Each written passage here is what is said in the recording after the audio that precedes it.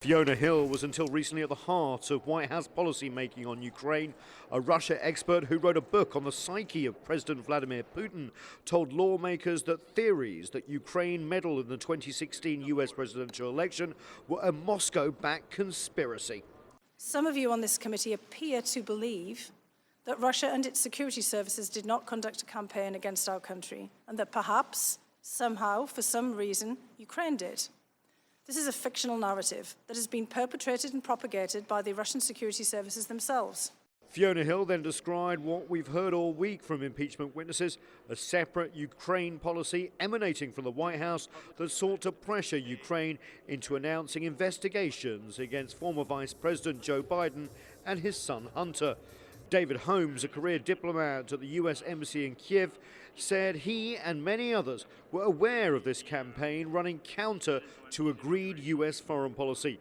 He then described a conversation with US-EU Ambassador Gordon Sondland about President Trump's attitude to Ukraine. I then took the opportunity to ask Ambassador Sondland for his candid impression of the President's views on Ukraine. In particular, I asked Ambassador Sondland if it was true that the President did not give an expletive about Ukraine. Ambassador Sondland agreed that the President did not give an expletive about Ukraine. I asked why not. And Ambassador Sondland stated that the President only cares about big stuff. I noted there was big stuff going on in Ukraine, like a war with Russia. And Ambassador Sondland replied that he meant big stuff that benefits the President, like the Biden investigation that Mr. Giuliani was pushing.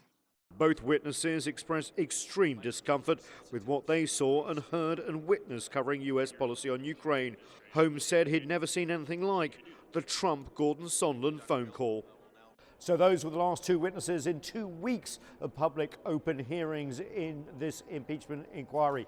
Where do we go next? Well, if there's no more public witnesses, it's likely the Democrats will move towards drafting articles of impeachment, essentially charges against the president. They will then be voted on in the House and then move for a trial in the Senate. They will then, if they vote 2/3, he will be removed from office. That is unlikely.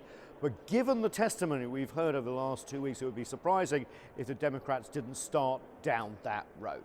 Nathan King, CGTN, at the impeachment inquiry on Capitol Hill.